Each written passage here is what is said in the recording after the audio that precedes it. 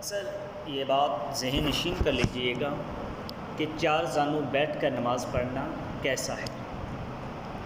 بلا عذر چار زانوں بیٹھ کر نماز پڑھنا مکروہ تنزیہی ہے، کیونکہ اس میں نماز میں پڑھنے کے سنت طریقے کا ترک ہے۔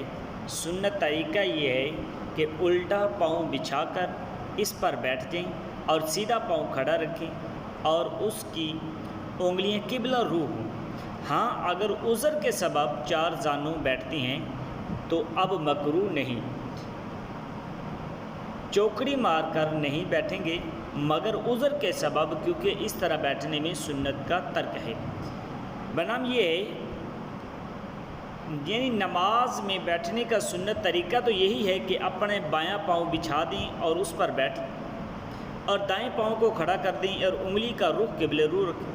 البتہ عذر کی حالت میں چار زانوں یعنی چوکڑی مار کر بیٹھنے کی اجازت ہے، کیونکہ عذر میں جب واجب چھوڑنے کی اجازت ہے تو سنت چھوڑنے کی تو بدرجہ اولیٰ اجازت ہوگی۔ در مختار میں ہے کہ بلا عذر نماز میں چار زانوں بیٹھنا مکروہ تنزیہی ہے، کیونکہ اس میں بیٹھنے کی مسنون طریقے کا ترک ہے۔ اس کے تحت در مختار میں یعنی عذر میں کی صورت میں چار زانوں بیٹھنے کی اجازت ہے، یعنی کہ اگر عذر ہے یعنی پریشانی ہے کہ تکلیف دہ ہے کہ پھر چار زانوں یعنی چوکڑی مار کر بیٹھنے کی اجازت ہے، کیونکہ جب عذر کے سبب واجب چھوڑا جا سکتا ہے تو سنت تو بدرجہ اولیٰ چھوڑی جا سکتی ہے۔